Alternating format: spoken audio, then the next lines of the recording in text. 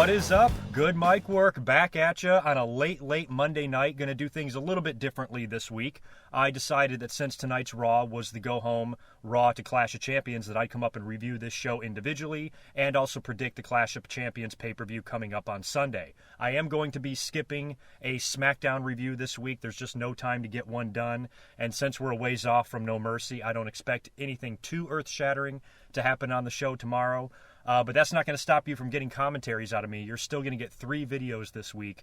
In addition to this Raw review and Clash predictions, I'm going to be giving you a brand new This Day in History on Thursday. The video is already done and uploaded. I'm just waiting until Thursday to release it. So check back on my channel like Wednesday night, midnight Pacific Standard Time, and I'll have that released to all of you. And then, of course, on Sunday, I'll be up here to react to the Clash of Champions pay-per-view. So it will still be a busy week on the GoodMicWork channel. I've been mentioning this in every commentary that I've done recently. I am currently going through a transition. Most of you know that. I'm going to be moving into a more permanent place on October 5th, but until then, things are a little bit inconsistent week to week here. So this week I figured I would come up with just a Raw review and skip SmackDown, because if I didn't and I reviewed them both at the same time, I would be giving you 2 videos in the same day, and I didn't really want to do that. I'd rather spread them out. So, like I said, check back on Thursday for This Day in History. As far as Raw goes tonight, I'm not going to spend too much time on it. It was not a great show. It's being ripped apart on Twitter.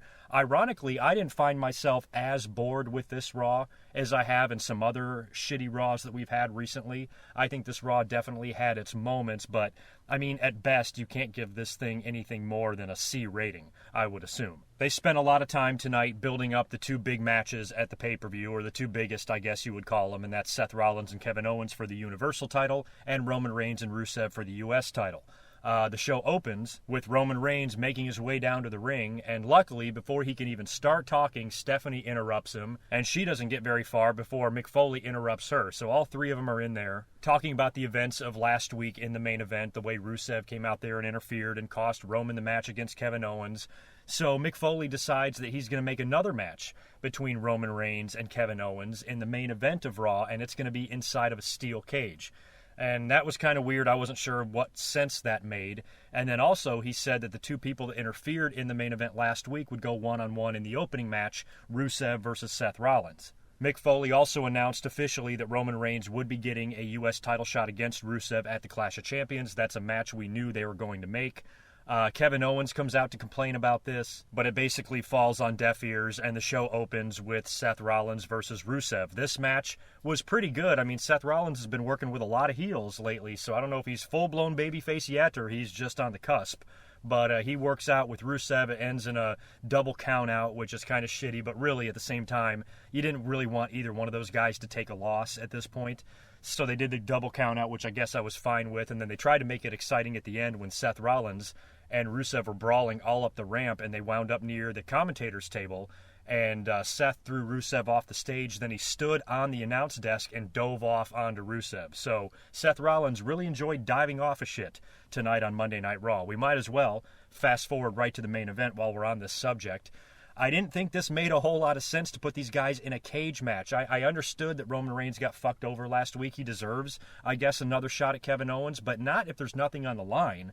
You know, what's the point of putting your champion? I mean, if you're looking at this from a kayfabe point of view, it's irresponsible for a general manager to put their world champion in a cage match, a dangerous match 6 days before a big pay-per-view title defense, you know, in front of the whole world on the WWE network. So, you know, you're compromising your main event. Your champion could get injured.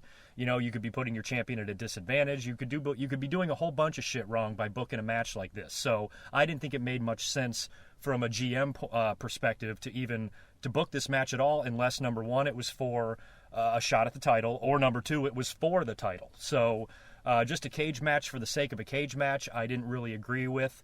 They didn't want to go with a schmaz double DQ ending like they did in the first match, so they actually had to have a winner here, and I was okay with the way they booked it. Roman Reigns fell to the ground like 1 second before Kevin Owens, so it wasn't a burial or anything like that, so hopefully nobody freaks out. I'm never a fan of champions losing.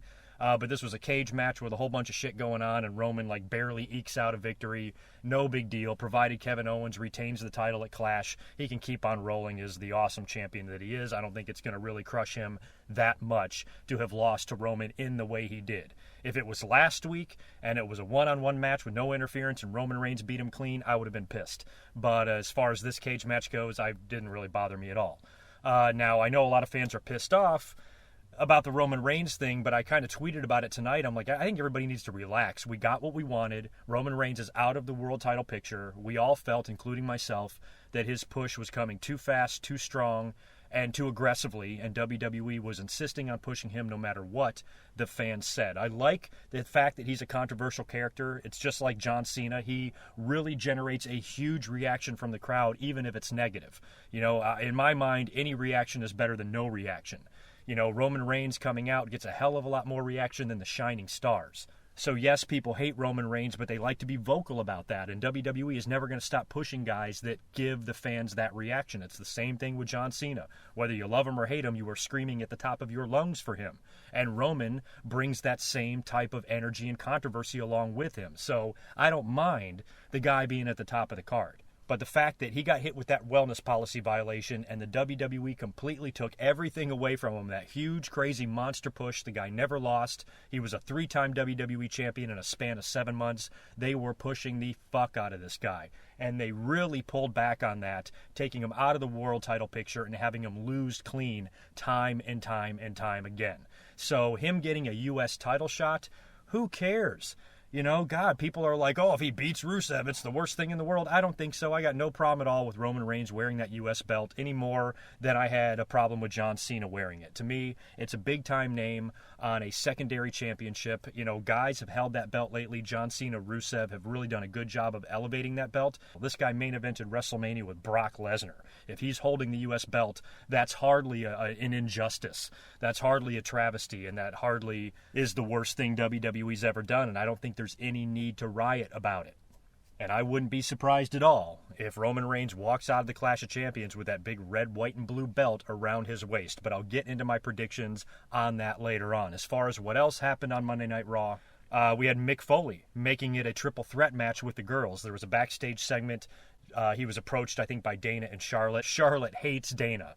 I mean, she is fucking treating her like shit. It's almost getting stupid to watch at this point because I'm not a fan of Dana as it is. And watching her get shit on time and time again and not stand up for herself is just getting old. And Charlotte is fantastic.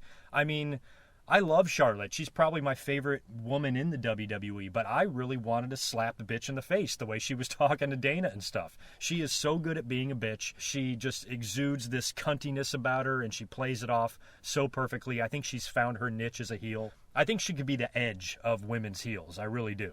I love what she's doing, and she's damn annoying, too, sometimes. And she ended up like pushing Dana down after the interaction with Mick Foley. So they went to confront him, and he decides that because Sasha and Bayley kind of pinned themselves in the match last week, that they would both get a shot at the title, and Charlotte would be defending in a triple threat match against both Sasha and Bayley. They then had a tag team match with Charlotte and Dana taking on Bayley and Sasha Banks, and Charlotte and Dana wound up winning that match. So they're just prolonging the alliance between these two, but sooner or later, Dana's going to have to do something. We got another Bo Dallas squash, which just cracks me up. I mean, this guy makes a fool of himself in an airport. He gets caught on police cam video, just completely obliterated out of his mind. He gets arrested for public intoxication, and he gets a push. What the hell is that about? Roman Reigns takes an Adderall, and they shit on him for 4 months. I don't know who makes these decisions in the WWE. I love Bo Dallas. I think he's great. I love his family.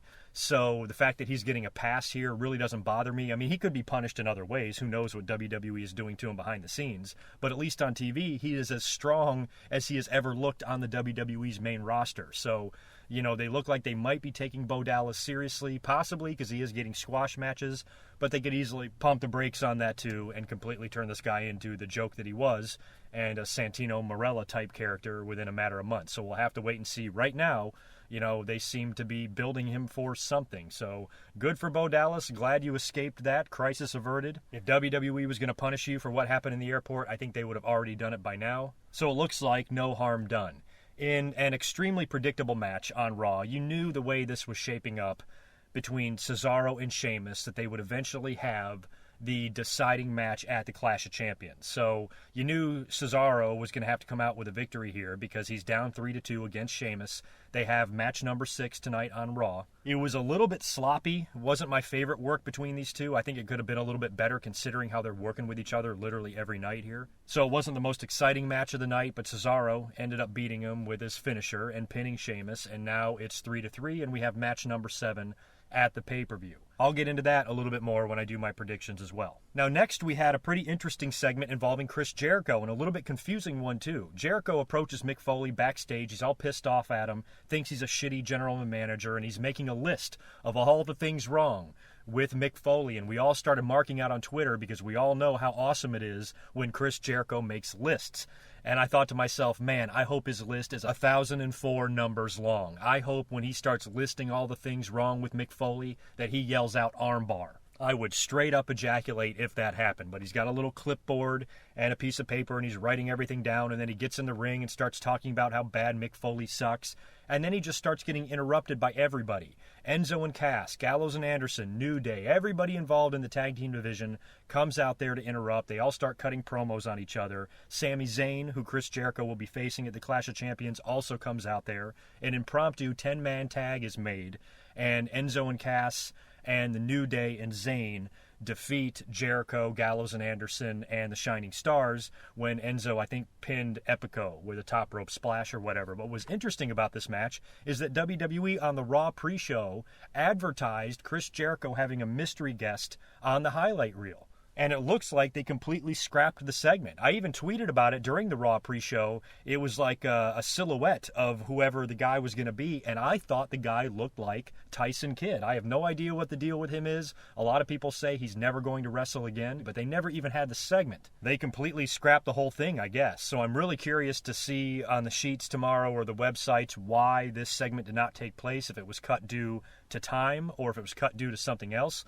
Hopefully it wouldn't be time. Jesus, the show is 3 fucking hours long. I think they can squeeze in a highlight reel. So I really want to know why they wound up not going with that segment. And finally, the only other noteworthy thing to talk about on Monday Night Raw was the relaunch of the Cruiserweight division. We saw the great finale to the tournament last week with TJ Perkins becoming the inaugural Cruiserweight champion in the WWE, and it was going to be part of this big new division on Monday Night Raw. Mick Foley gets in the ring and horribly botches a scripted promo that they gave him, talking about that dog in the fight quote, and he was fucking it all up. He was definitely in that ring making a good lucha thing. He didn't know what the hell was going on. Finally introduces 4 cruiserweights and announces there's going to be a fatal 4-way, and the winner would get a title shot at the Clash of Champions. So I'm really glad that TJ Perkins will be defending the cruiserweight belt at the Clash of Champions. Now, the 4-way match involved Brian Kendrick, Grand Metalik, Cedric Alexander, and Rich Swann. I like all of these guys, and I was worried about the match because you're like, shit, do the casual fans watch the WWE Network a lot? Are they aware of the Cruiserweight Classic? I mean, I know they know of it because WWE talks about it all the time, but did they really watch or get to know any of these competitors at all, and how are they going to react to them? And the match was very good. The fans were a little bit quiet at times, but I think the boys really ramped it up. That Cedric Alexander is awesome. And these guys are going to be a big hit on Monday Night Raw once they get rolling, once the fans get used to it, once they get comfortable. You got to think about all these guys that didn't really spend much time in NXT. All they've done is work the Cruiserweight Classic. So for them to be on Raw like this, in this environment, they had to be nervous. I mean, Brian Kendrick, is a veteran, and some of these guys have had some exposure, but not a whole lot. So this whole Cruiserweight division, I think just needs to start getting into a groove and get rolling, and WWE give these guys some time to have matches. Certainly there's enough time on a 3-hour Raw to put together some really nice Cruiserweight matches and feuds and develop these characters and even have some storylines with them. I think the Cruiserweight division needs to be that instead of just 2 guys fighting for no reason. I would like to see a little bit of storyline weaved into this division. I think it can only make it better. But at the same time, you don't want WWE to go overboard with it either. There's a very, very fine line there that they can tread with these cruiserweights, and I don't want to see them fuck it up because this can be a really, really fun division. But the finish saw Brian Kendrick getting the victory by tapping out Cedric Alexander, and he's going to get the title shot against TJ Perkins at the pay-per-view, and a few fans were complaining about it, but I don't care. I mean, I know a lot of guys would like to see a rematch between Gran Metalik and TJ Perkins, but we literally just saw that. And that match is going to be great, and they're definitely going to wrestle again. You know Cedric Alexander is going to get opportunity after opportunity because he's over his shit. There's a whole bunch of other guys that were also signed that haven't debuted on Raw yet that will get title shots and opportunities and chances to shine. You know, it's a marathon, not a sprint. So you don't want to put all your big dream cruiserweight matches right up front 6 days after the guy won the belt. So Brian Kendrick, I think, is an acceptable opponent for TJ Perkins to defeat at the Clash of Champions. And I really have no problem with the decision to give Brian Kendrick that opportunity. Now, I think that's pretty much all I'm going to talk about for Raw, so we'll jump right into the Clash of Champions predictions. I have 8 matches written down, 7 on the main card, 1 on the kickoff. I suppose they could add something this week or could announce something even the day of the show, possibly having more than 1 kickoff match. So I don't know how accurate my card here is, but it looks like this is, for the most part, the final card, give or take some small match they might add. We'll start with the kickoff match. It's going to be Nia Jax taking on Alicia Fox. I see no reason for Alicia Fox to win this match. Nia bulldozed her through the barricade. Last week, they've been pushing the hell out of Nia, lining up jobbers for her. And I think Alicia Fox is going to be the first competition she's really had, and she'll wind up beating her quite handily. So Nia Jax takes the match in the kickoff. As far as the matches without titles on the line, we've got Chris Jericho taking on Sami Zayn. I'm going to pick Sami Zayn in this match. Jericho is over as hell whether he wins or loses. I'd like to see Sami Zayn pick up as many victories as possible. He needs to win a belt in the WWE one day, and I would like to see him stay in the semi to middle of the card and really not dip any further below that. And I think a straight-up clean loss or tap out to Jericho would not do Zayn any favors. So I'm picking Sami Zayn to beat Chris Jericho. Cesaro and Sheamus. This is a tough one because it's going to be the deciding match. It's match number 7. It's tied 3-3. Sheamus won 3 in a row. Cesaro won 3 in a row. I think that I'm going to pick Sheamus to win this match. I think he's going to win the best of 7 series somehow. Somebody pitched the idea to me on Twitter of these guys eventually forming a tag team. And I think if WWE wanted to do that, I'd be okay with it. Clearly, they're just uncomfortable with pushing Cesaro or something like that. It seems like this guy's never getting title shots. If they're not going to push him right now, the culmination of this big best of 7 series could see these guys joining forces and being a dominant force in the tag team division, and maybe the missed opportunities the WWE had with Cesaro and Swagger, maybe they can try again with Cesaro and Sheamus, and they can develop a great alliance. I don't know. I mean, I could be completely off base on that. I would much prefer Cesaro to win this best of 7 series. I'm a huge fan of his. I wish he would be WWE champion one day. But just the way the best of 7 series has gone, Cesaro has cheated a little bit. He's been injured. I think Sheamus might wind up winning this match. So don't ask me why, but I'm just picking Sheamus. And don't freak out. It doesn't mean that I want it to happen. It's just what I think is going to happen. The rest of the matches are for title belts. We have the New Day taking on Gallows and Anderson. This has got to be it for the New Day.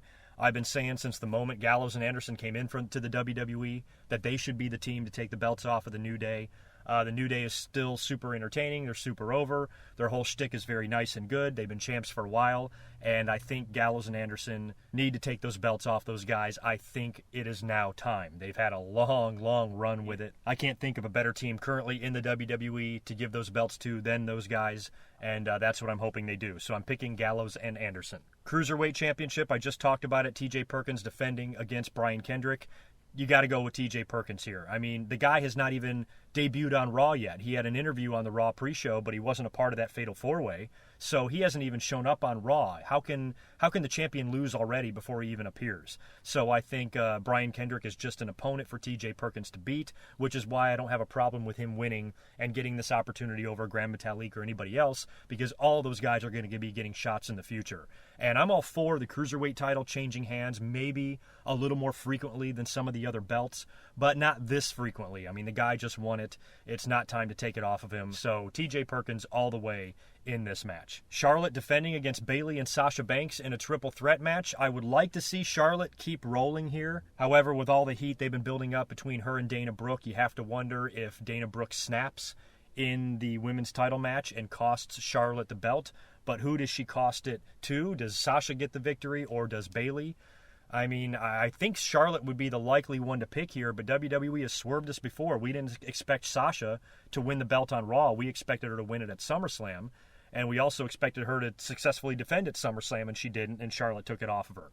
So I think maybe Dana costs Charlotte the match, and Sasha Banks wins the title, maybe goes on to feud with Bayley while Charlotte goes on to feud with Dana, and then Charlotte can get back in the women's title picture in a few weeks or in a couple of months. So I'm going to go out on a crazy limb here and pick Sasha Banks to regain the WWE Women's title. She wins the triple threat. Roman Reigns versus Rusev for the U.S. title. This is another one that's not too difficult for me to predict. I think Roman Reigns is going to take the belt. It just seems like the direction they're going. Rusev has been fucking over Roman Reigns a lot lately. Roman Reigns has been losing a lot of matches lately as well. He finally got back on track by knocking off the Universal Champion in the cage match, and I think his momentum will continue to roll. He'll beat Rusev for the U.S. belt, and they'll have a couple of more matches in their feud together and possibly even trade it back and forth. But I think they might put the belt on Roman. If Rusev is somehow able to win this match and keep his U.S. title reign going, then I'm all the happier for it because I'm a huge fan of his